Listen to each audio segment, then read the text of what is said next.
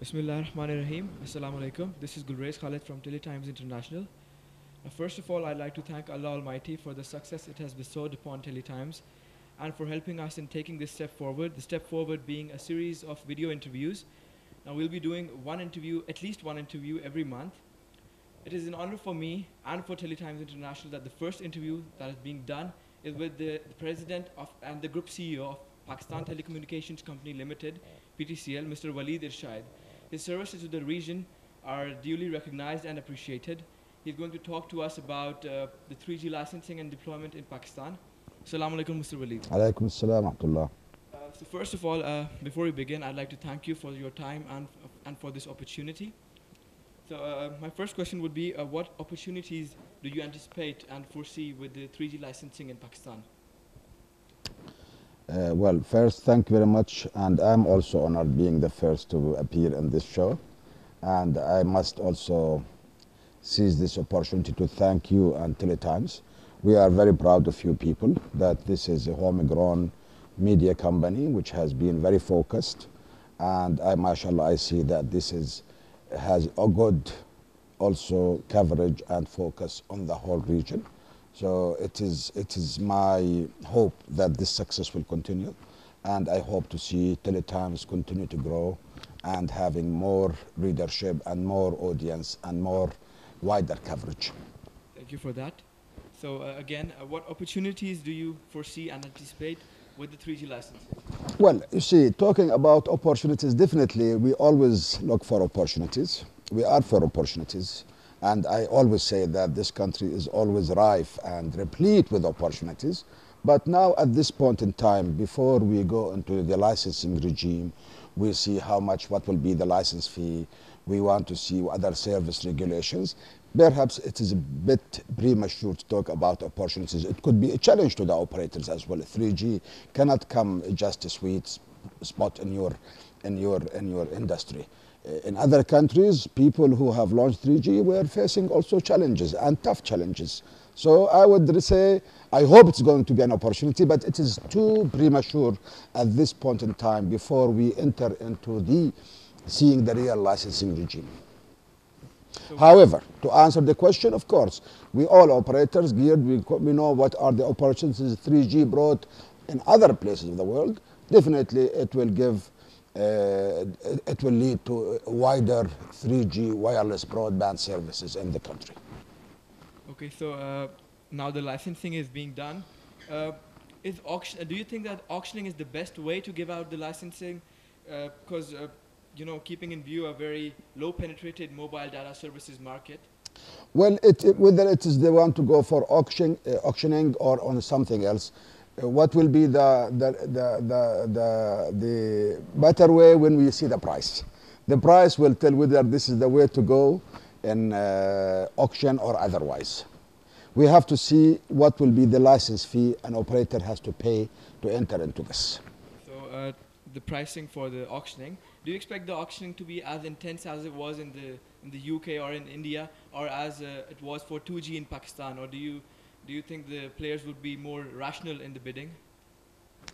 Well, you see, first of all, the 3G licensing, I think nobody will come to Pakistan and say, I want to be the only 3G operator. This is not going to be the case anyway. People, they can come to 3G if they have at least started the operation in Pakistan and they have seen the market potential in Pakistan. I see the more intense competition will be from the local operators rather than from outside operators. It will be difficult at this point in time, for a third operator to come to Pakistan and start off with 3G service only. So once the licensing is done, what would be a safe time for the 3G auction winners to roll out their services in the market? You see, it will not. Here we're talking about, in our case, we're talking about 6 months to 1 year, because most of the equipment are already built to cope with the 3G. So I would think that it will take about fairly 1 year, and the operators will start rolling out commercial 3G services. So for the last 3 to 4 years, we have been observing massive competition and price wars and tariff wars. Do you think this will be the same case for the 3G services once I they are hope rolled that out? we, the operators, have learned the lesson, and we have learned our lesson the hard way, and we will avoid these price cuts and wars, which leads to disruptive market or destroying market values for us and for the consumers, by the way, because you see, a consumer has to get a quality service, more so on the 3G. If we want to destroy the quality of service by just killing the price, this will not be even prudent to us, the operators, and to the consumers. Okay, so how? So I would expect that the price war, the intensive rather price war we have seen on the 3G will be somehow avoided because for two reasons. There is a cost here. It's not going to come for free. And three, I think there will be limited operators and only competent operators who can enter into this. Financially sound operators. Right. So how are you foreseeing the gravity and motivation of all the players and the participation of all the players in this 3G licensing and deployment in Pakistan? Well, they may all participate, but we know that there is not enough spectrum for everybody. There will be only, I think, a few licensees, 2 to 3 operators, depending on the available spectrum. And the general trend is that the revenues are, from 3G are gained in entertainment and data services for individuals. So how do you think the 3G launch in Pakistan is going to benefit the enterprises and cater to the needs of the corporate sector? Basically, 3G revolved around, as you rightly said, around consumers. The people who want to have the internet on their move, on the fly, on the everywhere. It is broadband internet services. For the enterprise, I don't say that there will be no value, but enterprise is not only looking for 3G wireless. Enterprise today, they are looking at more wider and more bundled solutions. They want the fixed, they want the wireless, they want everything. So it will be good as part of a larger bundle to the enterprise. Right. So the license. You understand my point? Yeah. It will be part of a larger bundle to the enterprise. Okay. So the license that is being auctioned covers the 3G and 4G or LTE. So Yeah. do you think that some operators would wait and directly jump to 4G? Would that be a better option? Or No, it's not going to be as easy as that. Yes, we have been also told that this is going to be technology neutral, and perhaps there are some operators would leapfrog to the 4G. This is understandable. Everybody will be looking into 3G directly. No, it depends. As I said here, this is not about wiping out what you have done over the last 10 years and starting afresh. You are evolving.